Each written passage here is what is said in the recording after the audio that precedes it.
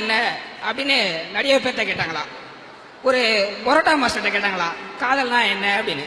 அதுக்கப்புறம் சொன்னாரா, காதல்ன்றது பரோட்டா மாதிரி ரெண்டு பக்கமும் வந்தாதான் டேஸ்டா இருக்கும் அப்படின்னாரா. ஒரு ஆட்டோக்காரன்ட்ட கேட்டாங்களா, காதல்ன்றது ரெகுலர் சவாரி மாதிரி இருக்கணும், அப்பப்ப வர லோக்கல் சவாரி மாதிரி இருக்க கூடாது அப்படின்னா. காதல் என்ன அப்படின்னு ஒரு பத்திரிகாரன்ட்ட கேட்டாங்களா. அதுக்கு அவன் சொன்னா, காதல்ன்றது கன்னித்தீவு மாதிரி, அதுக்கு முடிவே கிடையாது அப்படின்னா. காதல்ன்றது என்ன அப்படின்னு ஒரு போலீஸ்காரன் கேட்டாங்களா.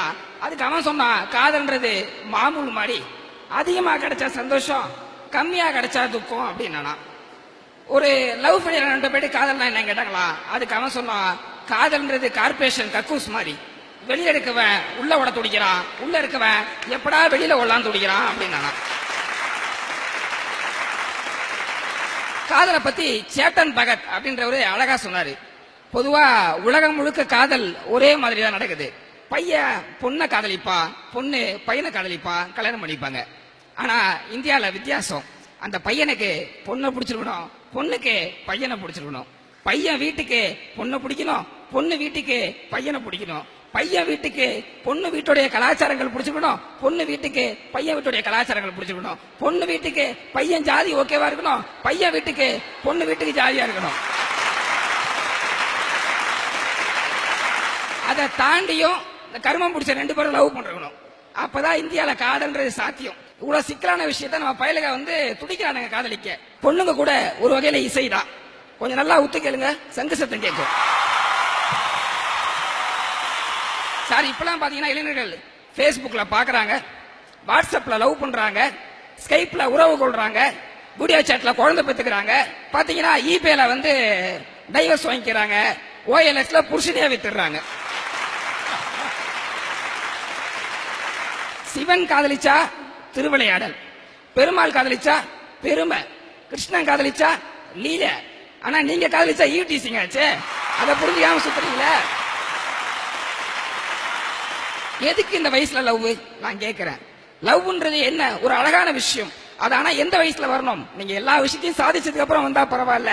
இளைஞர் தன்னுடைய வாழ்க்கையில வளரும் போதே காதல்ன்ற ஒரு விஷயத்தை எடுத்து அழிஞ்சு போயிட்டு இருக்கான் அப்படின்றத மறுக்க முடியாத உண்மை. லவ் வீட்டுக்கு தெரிஞ்சா நாயே யார காதலிக்கிற அப்படின்னு கேக்குறாங்க. அந்த பொண்ணு வீட்டுல எந்த நாயை காதலிக்கிற அப்படின்னு கேக்குறாங்க. எதுக்கு நமக்கு இந்த நாய் பொழுது? இவன் தினம் அவளுக்கு ஒரு பூ கொடுத்தா, அவ பதிலுக்கு ஒரே ஒரு பூ கொடுத்தா, அதுக்கு பேர் தான் ஆப்பு.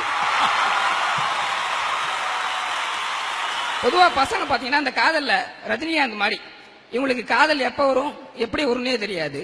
பொண்ணுங்க சத்யராஜ் மாதிரி, கேரக்டரே புரிஞ்சுக்க முடியாது. ஒரு ரெண்டு பொண்ணு நடந்து போயிட்டு இருந்துச்சான்.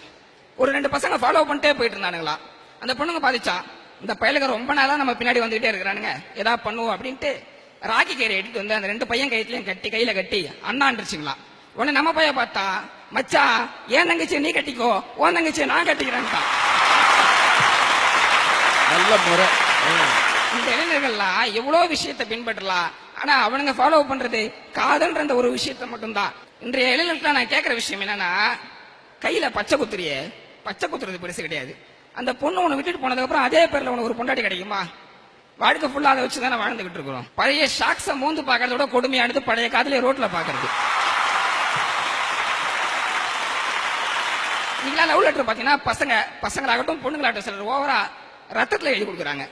ஏண்டா ரத்தத்துல லவ் லெட்டர் எழுதி கொடுக்குறிய, அந்த பொண்ணுக்கு உன் மேல காதல் வருமா வாந்தி வருமா பார்க்கும்போது?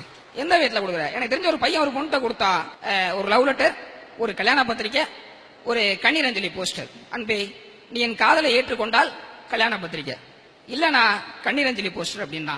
ஆக அந்த பொண்ணுகிட்ட தன்னுடைய வாழ்க்கையை சொல்லும் போதே சாகரத்துக்கும் அடிக்கிறானே, இவங்க கூட அந்த பொண்ணு எப்படி வாழ்வா? உங்களை வச்சு நீங்க வாழ்ந்தீங்களோ இல்லையாடா, உங்களை வச்சு எல்லாரும் வாழ்றானுங்க. செல்போன் கடைக்காரன் வாழ்றான், சிம் கடைக்காரன் வாழ்றான், ஐஸ்கிரீம் கடைக்காரன் வாழ்றான், எண்ணெய் கடைக்காரன் வாழ்றான். அதுவும் எண்ணெய் கடையில பாத்தீங்கன்னா ஒரு எண்ணெயில வாங்கி 2 ஸ்டாப் போட்டு குடிப்பாங்க. அப்போ விட மாட்டான், 3 எண்ணெய் வாங்கி குடிச்சாதான் விடுவான்னு குடிச்சு விட்டு அனுப்பிச்சுட்டுருவான். அது எப்படி 20 வருஷமா பெத்து வளர்த்த ஒருத்தவங்களை விட்டுட்டு 20 நாளே ஆன ஒரு பையனா தான் வாழ்க்கைக்கு முக்கியம் எப்படி முடிவு பண்றீங்க? அது எப்படி உண்மையான காதலா இருக்கும்? அடுத்து நிறைய பேர் பாத்தீங்கன்னா கையை கிழிச்சுக்கிறீங்க, அந்த பொண்ணு வேணான்னு சொல்லி இல்ல பையன் வேணான்னு சொல்லிட்டான்னு கையை கிழிச்சிட்டு ரத்தத்தை கொடுக்குறிய. உனக்கு அவ்வளவு அக்கறை இருந்தா அந்த ரத்தத்தை பிளட் பேங்க்ல போய் கொடு.